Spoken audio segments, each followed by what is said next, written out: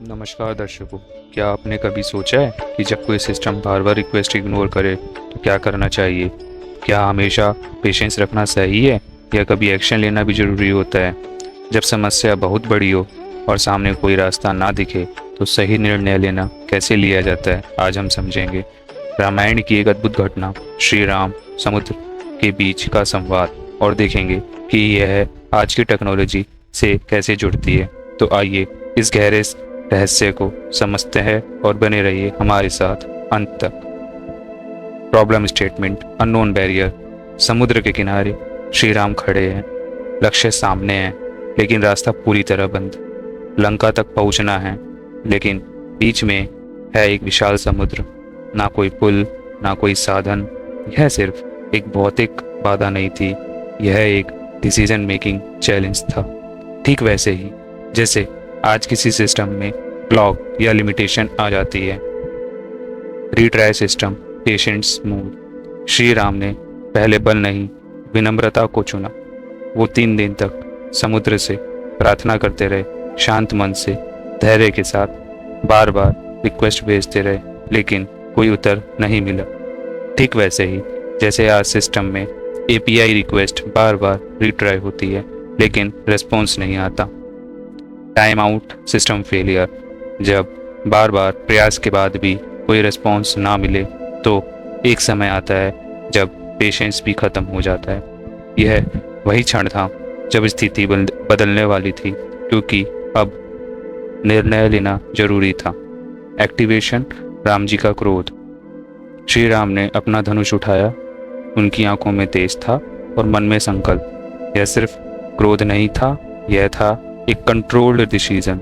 ठीक वैसे ही जैसे किसी सिस्टम में एडमिन एक्सेस एक्टिवेट होता है। अल्टीमेट कमांड, ब्रह्मास्त्र। श्री राम ने ब्रह्मास्त्र संधान किया, पूरा वातावरण बदल गया, प्रकृति भी कांप उठी। यह था अंतिम निर्णय, एक ऐसा कमांड जो पूरे सिस्टम को बदल सकता था। जैसे आज रूट लेवल कमांड एग्जीक्यूट होता है। System response, ocean reacts. जैसे ही एक्शन लिया गया तुरंत प्रतिक्रिया आई। समुद्रदेव प्रकट हुए, उन्होंने मार्ग बताया। यह दर्शाता है कि जब सही समय पर सही एक्शन लिया जाए तो सिस्टम भी रिस्पॉन्ड करता है। Engineering start, solution design. अब शुरू होता है समस्या का समाधान। श्री राम ने जिम्मेदारी दी नल और नील को। यह सिर्फ श्रम नहीं था, यह थी प्लानिंग और एग्जीक्यूशन। ठीक वैसे ही जैसे आज इंजीनियर्स कॉम्प्लेक्स सिस्टम डिज़ाइन करते हैं। Construction, execution phase. समुद्र के ऊपर पत्थर रखे जाने लगे, एक एक करके मार्ग बनने लगा और धीरे धीरे एक विशाल सेतु तैयार हुआ, जिसे हम आज राम सेतु के नाम से जानते हैं। यह सिर्फ निर्माण नहीं था, यह टीम वर्क और विश्वास का परिणाम था। Modern comparison, technology today. आज हम ब्रिजेस बनाते हैं एडवांस मशीन के साथ, satellite mapping, heavy machinery, modern engineering tool. लेकिन उस समय बिना इन सब के इतना बड़ा निर्माण करना आज भी एक रहस्य है। पोर लर्निंग, यह घटना हमें सिखाती है हर समस्या को पहले समझना चाहिए, धैर्य रखना चाहिए, लेकिन जब ज़रूरत हो तो एक्शन लेने से पीछे नहीं हटना चाहिए।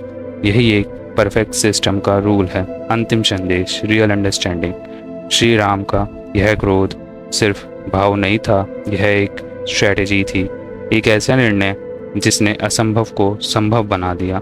आज की दुनिया में भी अगर आप सही सोच, धैर्य और सही समय पर एक्शन लेते हैं तो कोई भी समस्या आपको रोक नहीं सकती।